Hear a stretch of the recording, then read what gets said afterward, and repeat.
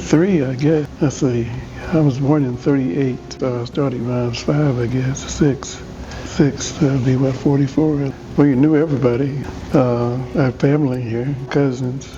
William Bridwell, he's then there's some other Gillespies that we don't really know how we related. They lived down in one lady still left, or two of them that live in Limestone. But I was one of those who got skipped a grade. Yeah, so that made me, ahead of people who were actually my same age. When I lived in Washington College. It's all in Limestone now, but it was Washington College growing up, yeah. Yeah, we didn't have a car, so the other way to get here.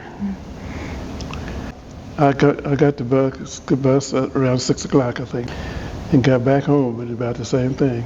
James Rollins was a bus driver. Yeah, he drove for a long time. When Miss Sherrill left, Robert Stewart became he did a lot of things for us that, that we hadn't have, like softball and basketball and stuff like that. He was into sports.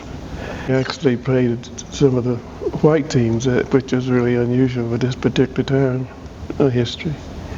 He was everything. He was the principal. Just had 2 teachers. At this time, at one time there was 3 teachers. I don't remember the 3rd teacher. I remember having 2 teachers. Of course, everything was segregated, so didn't. I remember playing in Bowmantown, school out in Bowmantown. I can't remember who else we played. Yeah, we did play the white teams because there was no black. Everybody else to play. When we was playing, the ceiling was so low. They I don't know exactly how they managed to do that, but they got it higher.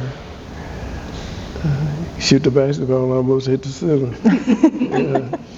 Because the rough part of it was that the stage was right there. And then when you played with somebody who wasn't particularly happy with you, they try to knock you up on the stage, because that's what boys do.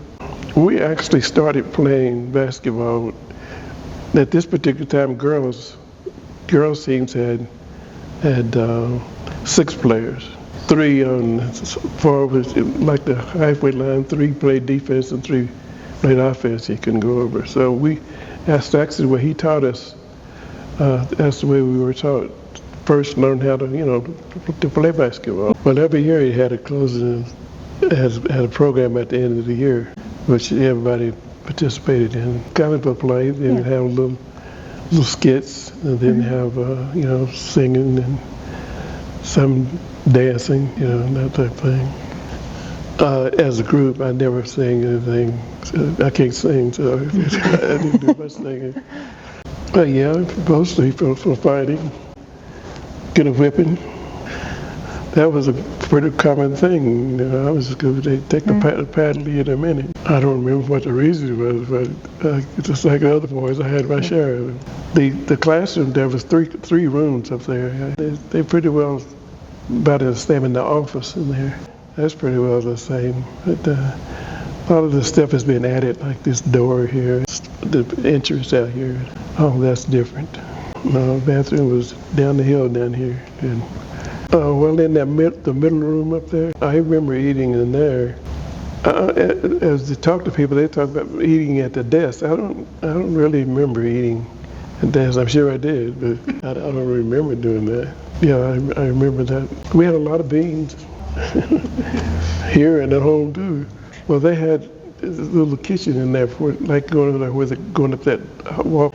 Right along in there was a kitchen, small kitchen. But a lot of us brought our lunches. That was a pretty common thing. Ham sandwiches and sausage sandwiches, because everybody had hogs. Yeah, we ate. I don't remember very much what food was served. I guess we all could have fit in that room at the same time. Probably everybody had at the same time, I think. Well, Miss Sherrill she was the principal then. Usually the boys would go and get the sticks, and then we'd make a bonfire. And looking back on it, I knew I didn't have any money. Evidently, she paid for that stuff herself. For people who could pay, I think it was a dime or something. Wasn't very much. Of course, you'd be very disappointed when your stick got on fire and your hot dog dropped in the fire, you know, that thing, because you'd hardly get another chance, get another one. Yeah, that was of course when it was warm we went out to do that when it was real cold. I think it was on Friday. It seemed like to me it was Friday afternoon, Friday evening after lunch. Miss Sherrill did that. I think she paid for it herself. So most of it, I believe. Yeah, she was nice. Her husband was Dr. Sherrill in Johnson City. He was the only, well, later on had a Dr. Johnson, but he was the only, for a long time, he was the only black doctor in Johnson City that I knew of. I don't think there was any other doctor. We had, pick up paper was a big thing. You know, go out and police the area, I guess it was something, a phrase they called it. But there's a lot of the boys would do it. I don't remember girls doing it. They may have, but yeah, you go out and sometimes you have to sweep. I don't remember mopping, but at some points they put oil down on the floors. It seemed like to me somebody came and did that after school hours. I don't remember that. But we had to wash the board, blackboard. I don't remember any other work. Because everybody was doing it, so it wasn't like it was, you know, a lot you had to do. Just everybody doing it. That would have been during school. And we were here a long time. We got here early in the morning before school started, and he was here until late in the evening because the bus driver had to take the white kids home first, and then come back and get us. Then he had to take us first in the morning. Then he'd come back and he'd get us. James, he did that quite a few years.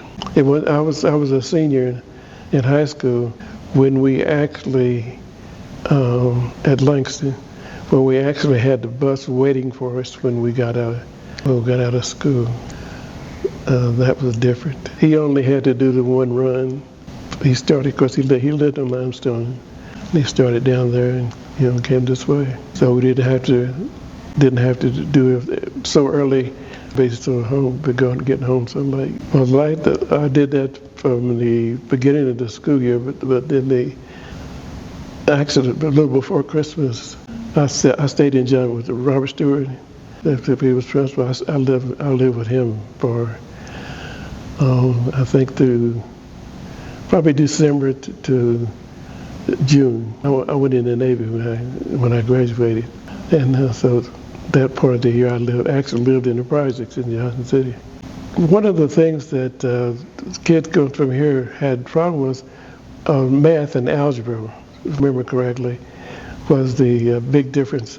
But still, he started teaching us algebra and geometry in the 7th and 8th grade. I know the 8th grade. So when we went to Langston, that was, we were kind of prepared for that.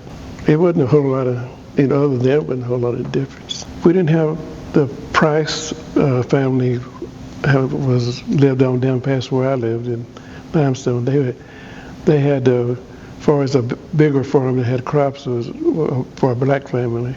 Of course, you know that a lot of the black people who had farms moved when after slavery. They moved off the farms.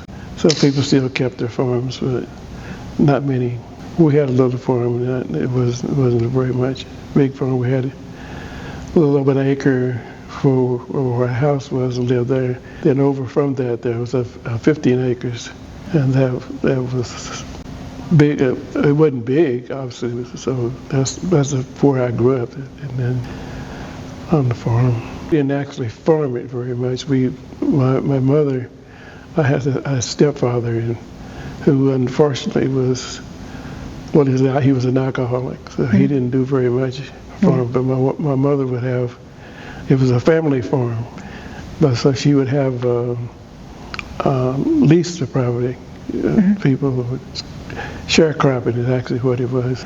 That's what he furnished the land, and maybe a third of the seed and a third of the fertilizer, that type of thing. Then you get the third of the profits. But you didn't have to do any of the work on the farm. I had one brother, half brother. He got killed down at Telford. You go to Telford, when you go into Telford, you get down to the first place you go across in. when you like you go, it's the road that goes across Telford Road. It actually goes across it.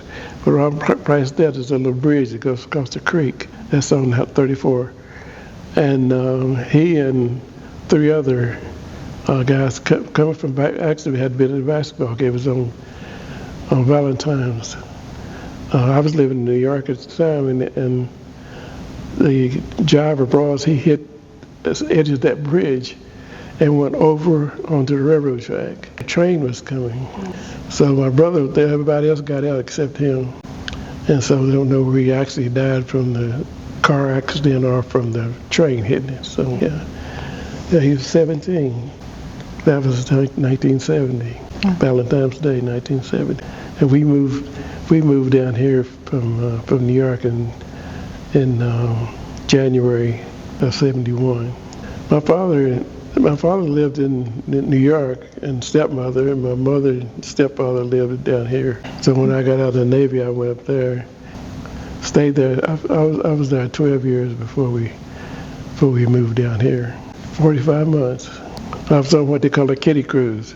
You go in when you're 17, and you get out a day before you're 21. You go in a kid, you come out a kid. But actually, I got out on Friday. My birthday was on Sunday, and so I got out March 6th. Well, my birthday was March 8th. My wife is from North Carolina.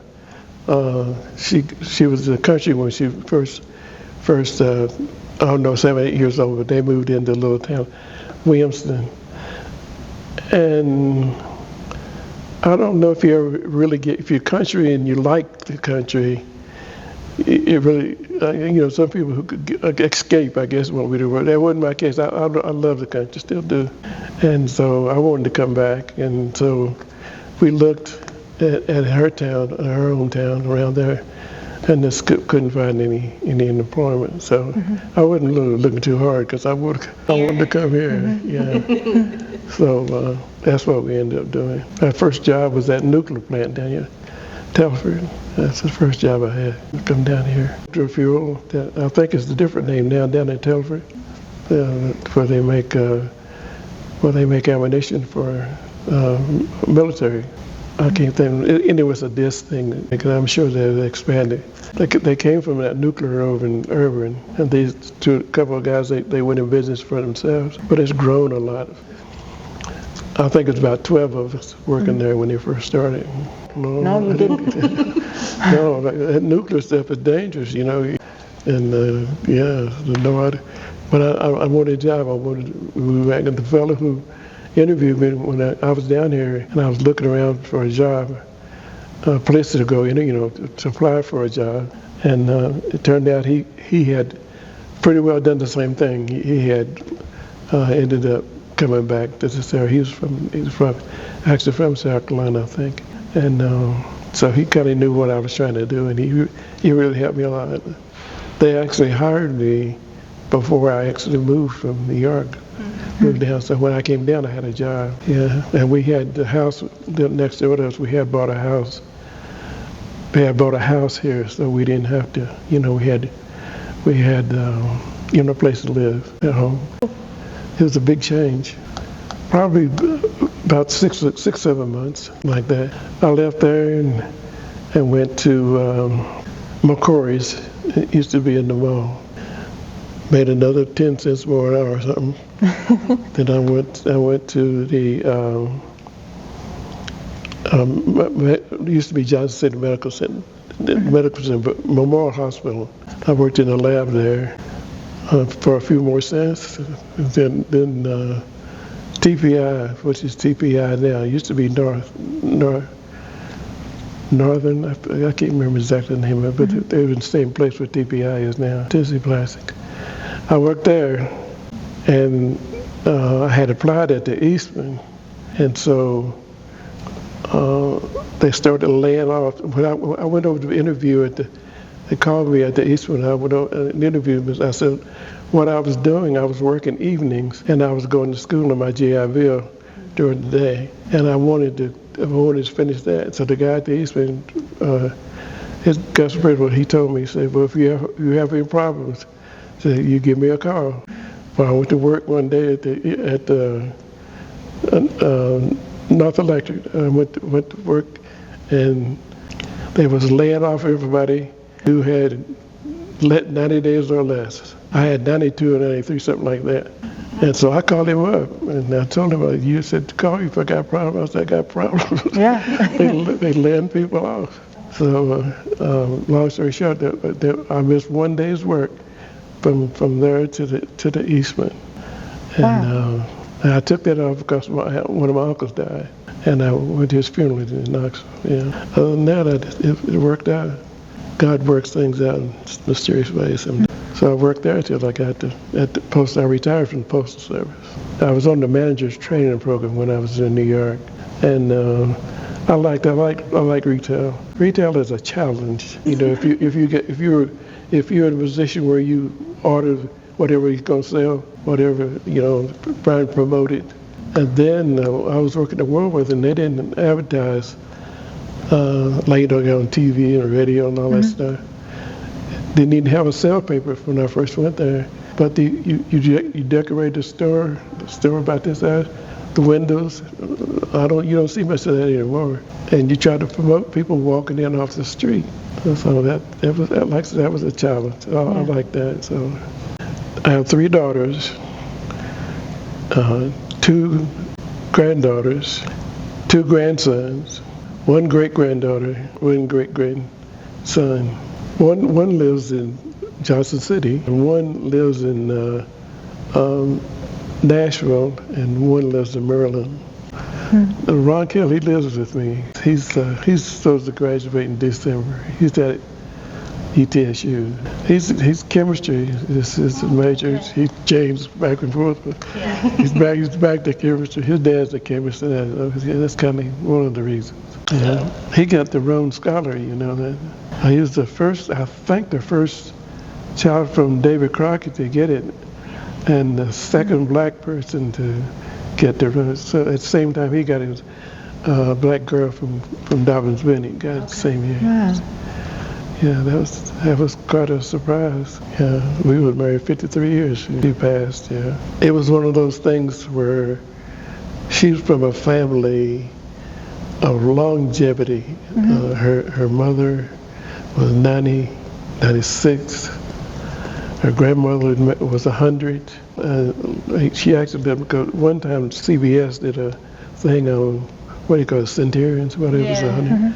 And she was part of that. Her grandmother was, of course, a lot of years ago. I never thought that I would outlive her. That was just, to me, it was a gimme that she was going to, go outlive me. But make plans with God. Has his own agenda, and we have to kind of, we don't have much choice. We have to take it as it comes, I guess is the way to say it. Something you can't plan for.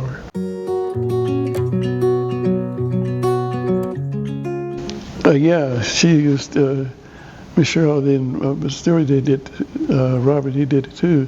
We were lining around the walls. Did lining around the walls and then give a word until one person was finally standing. That was always a challenge. We did the Pledge of Allegiance, I remember. Then, for us prayer, we used to have the missionaries used to come, and we had I don't remember how often they came, but they did they would have like a kind of a class, I guess you want to say, some Bible teaching.